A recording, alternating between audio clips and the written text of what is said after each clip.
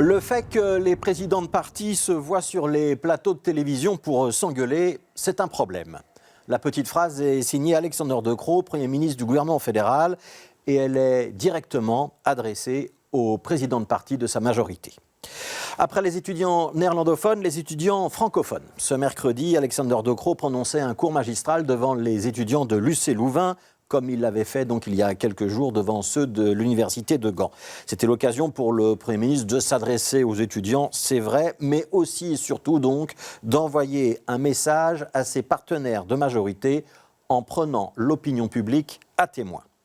À cette partie, nous avons un gouvernement de centre avec des partis qui ont chacun leur particularité. C'est ce qu'a expliqué donc le Premier ministre aux étudiants, indiquant « c'est à moi, le premier, de construire le consensus ». Et il a glissé dans les phrases suivantes quand même que ce qu'on attend du monde politique, c'est de réfléchir avant de parler et de venir avec des solutions. Du côté francophone, le fait que les présidents de partis se voient sur des plateaux de télévision pour s'engueuler, c'est un problème. Ils devraient se parler plus.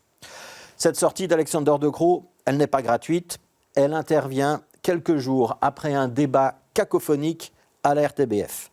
Et si vous n'avez pas vu le débat, vous avez sans doute au moins vu la mine de Jean-Marc Nollet qui s'allongeait au fur et à mesure que ses partenaires échangeaient des arguments.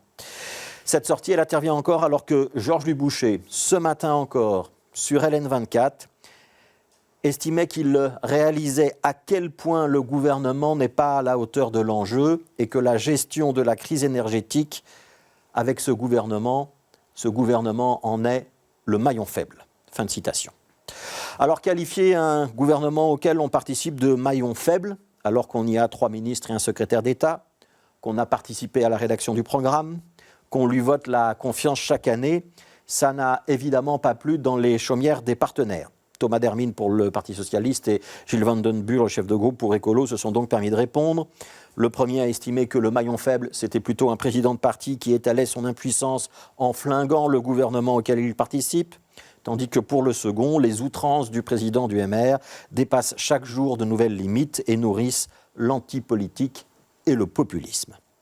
Bon, voilà, il y a une ambiance délétère dans la majorité Vivaldi. Et si personne n'a envie de débrancher la prise en faisant chuter le gouvernement pour aller vers de nouvelles élections, il est clair que les présidents de parti ne peuvent plus se sentir. Ça les concerne. Mais qu'ils sont visiblement même plus en état de travailler ensemble sereinement. Et là, ça nous concerne. Qu'Alexander De Croo y fasse publiquement référence indique bien que cette mésentente est un caillou dans la chaussure gouvernementale. Et un gouvernement qui boite, c'est un gouvernement qui avance moins bien et qui va moins loin. Voilà, le pugilat atteint donc des niveaux rarement atteints entre présidents de parti. Cette petite phrase ou cette petite sortie d'Alexander De Croo devant les étudiants sonne donc comme un appel. La question, c'est de savoir si le Premier ministre a encore de l'autorité ou au moins de l'écoute de la part des présidents de parti qui sont censés le soutenir. Et si ceux-là sont en état de comprendre et en état de changer d'attitude, et donc de savoir si on a assisté et entendu aujourd'hui à un rappel à l'ordre ou plutôt un appel au secours.